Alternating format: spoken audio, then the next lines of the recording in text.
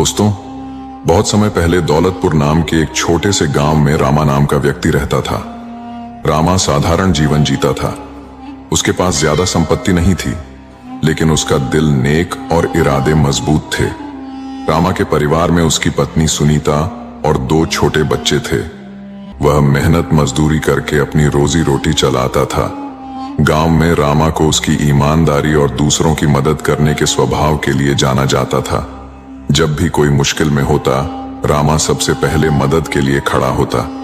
कई बार वह गरीब मजदूरों का काम बिना पैसे लिए ही कर देता, लेकिन उसकी यही आदत उसके परिवार के लिए परेशानी बन चुकी थी। रामा की पत्नी सुनीता उसकी इस आदत से परेशान रहती थी। एक दिन जब रामा घर आया तो सुनीता ने गुस्से में कहा, तुम्हें अपने घर की कोई चिंता है भी या नहीं? हमारे पास इतने पैसे नहीं हैं कि बच्चों को अच्छे कपड़े या स्कूल भेज सकें, फिर भी तुम दूसरों की मुफ्त में मदद करते हो। कोई तुम्हारी इस भल मनसाहत का फायदा उठाता है और तुम समझते नहीं। रामा मुस्कुराते हुए बोला, सुनीता, जो मैं कर रहा हूं भगवान देख रहा है, जो होगा अच्छा ही होगा। सुनीता झल्लाते हुए बोली, तुम्हारी यही आदत हमें बर्बाद कर देगी। दुनिया में कोई किसी का नहीं होता, सब अपने मतलब के लिए जीते हैं। रामा ने कोई जवाब नहीं दिया। वह चुपचाप खाना खाकर सोने चला गया। सुनीता की बातें उसके मन को झकझोर रही थीं, लेकिन उसका विश्वास अपनी ईमानदारी पर अडिग था। अगले दिन रामा मजदूर चौक पर काम की तलाश में खड़ा था। सुबह से दोपहर हो गई, लेकिन उसे कोई काम नहीं मिला। सभी मजदूर अपनी दिहाड़ी पर जा चुके थे। तभी गांव का सेठ किसान वहां आया। सेठ ने रामा से कहा, भाई, क्या तुम मेरे खेत में काम करोगे? मुझे खेत की ऊपरी मिट्टी हटवानी है और एक सूखा पेड़ भी उखाड़ना है। रामा ने बिना सोचे समझे हामी भर दी। सेठ उसे अपने खेत में ले गया। खेत छोटा था और बीच में एक सूखा पेड़ खड़ा था। सेठ ने समझाया, पहले इस पेड़ को उखाड़ो और इसे खेत के बाहर रख दो, फिर ऊपर की मिट्टी हटाना। शाम को मैं आकर तुम्हें मजदूरी दे दूंगा। रामा ने सेठ के जाने के बाद काम शुरू किया। वह मिट्टी हटाते हुए धीरे धीरे पेड़ की जड़ों तक पहुंचा। काफी मेहनत के बाद उसने पेड़ को गिराया और खेत के बाहर रख दिया। काम करते करते शाम हो गई। पेड़ की जड़ों के नीचे की मिट्टी हटाते समय रामा का फावड़ा किसी ठोस चीज से टकराया। वह चौंक गया। उसने हाथों से मिट्टी हटाई तो एक पुराना मिट्टी का घड़ा निकला। जब उसने घड़े को खोला तो उसकी आंखें फटी रह गईं। घड़ा सोने के सिक्कों से भरा था। रामा के मन में लालच आया, लेकिन तुरंत उसने खुद को संभाल लिया।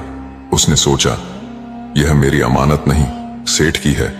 वह घड़ा लेकर सेठ का इंतजार करने लगा, लेकिन सेठ नहीं आया। देर रात तक इंतजार के बाद उसने सोचा, कल सुबह सेठ को दे दूंगा। रामा जब घर पहुंचा तो सुनीता ने पूछा, इस घड़े में क्या है? रामा ने उसे घड़ा दिखाया। सुनीता सिक्कों को देखकर हैरान रह गई। उसकी आंखों में लालच झलकने लगा। उसने कहा, सेठ को क्या पता कि उसके खेत में यह खजाना निकला है। यह हमारी किस्मत है, इसे किसी को बताने की जरूरत नहीं। रामा ने सुनीता को समझाने की कोशिश की, लेकिन उसके मन में भी थोड़ी देर के लिए पत्नी की बात सही लगने लगी। आखिरकार वह बिना कुछ कहे सोने चला गया। अगली सुबह रामा फिर से खेत पहुंचा। वहां सेठ पहले से खड़ा था। सेठ ने मुस्कुराते हुए कहा, भाई, माफ करना, मैं कल नहीं आ सका, घर पर जरूरी काम था। ये लो तुम्हारी मजदूरी के पैसे, और हां, आज का काम भी करना है, मैं शाम को नहीं आ पाऊंगा। सेठ की सच्चाई और उदारता देखकर रामा का दिल पिघल गया। उसने सेठ से कहा, सेठ जी, पहले मेरे घर चलिए, आपको कुछ दिखाना है। सेठ ने हैरानी से पूछा, क्या बात है? सब ठीक है? रामा ने कहा, हाँ, सब ठीक है, बस आप चलिए। घर पहुंचकर रामा ने सेठ को अंदर बुलाया और घड़ा उनके हाथ में थमा दिया। सेठ ने चौंकते हुए पूछा, ये क्या है? रामा ने सेठ को पूरी बात बता दी। उसने कहा, कल मैंने आपका बहुत इंतजार किया, लेकिन आप नहीं आए, इसलिए इसे घर ले आया। ये आपकी अमानत है। सेठ की आंखों में आंसू आ गए। उसने कहा, रामा, तुम जैसा ईमानदार आदमी मैंने आज तक नहीं देखा। पीछे खड़ी सुनीता यह सब सुन रही थी। उसे अपनी बातों पर पछतावा हो रहा था। उसने मन ही मन सोचा, मेरे पति को कभी अक्ल नहीं आएगी। इतना अच्छा मौका था, लेकिन सब हाथ से चला गया। सेठ ने मुस्कुराते हुए कहा, रामा, इस घड़े पर जितना हक मेरा है उतना ही तुम्हारा भी है। मुझे भी नहीं पता था कि मेरे खेत में ये खजाना छिपा है। रामा ने मना किया, लेकिन सेठ ने घड़े से आधे सिक्के निकालकर रामा को दे दिए। उसने कहा, इसे अपना हक समझो, इसे एहसान मत मानना। रामा सिक्कों को देखकर रो पड़ा। सुनीता के भी आंसू निकल आए। उसने कहा, मुझे माफ करना, मैंने हमेशा तुम्हें गलत समझा, लेकिन आज तुम्हारी ईमानदारी और नेकदिली की वजह से सेठ ने हमें ये सिक्के दिए। रामा ने कहा, कर्म करते रहो, फल की चिंता मत करो। निस्वार्थ कर्म ही सच्चा कर्म है। स्वार्थ से किया गया कर्म लालच बन जाता है। उस दिन के बाद रामा की जिंदगी बदल गई। उसके बच्चे स्कूल जाने लगे और उनका जीवन खुशियों से भर गया। दोस्तों, यह कहानी हमें सिखाती है कि सच्चाई, ईमानदारी और निस्वार्थ कर्म का फल हमेशा मीठा होता है, चाहे परिस्थितियां कितनी भी कठिन क्यों ना हो। अपने नैतिक मूल्यों और इंसानियत पर विश्वास बनाए रखना चाहिए। सही कर्म ही व्यक्ति को उसकी नियति तक पहुंचाते हैं।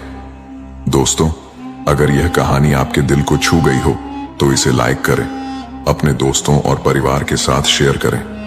ऐसी ही प्रेरणादायक और सीख देने वाली कहानियों के लिए हमारे YouTube channel truth of life को सब्सक्राइब करना न भूलें।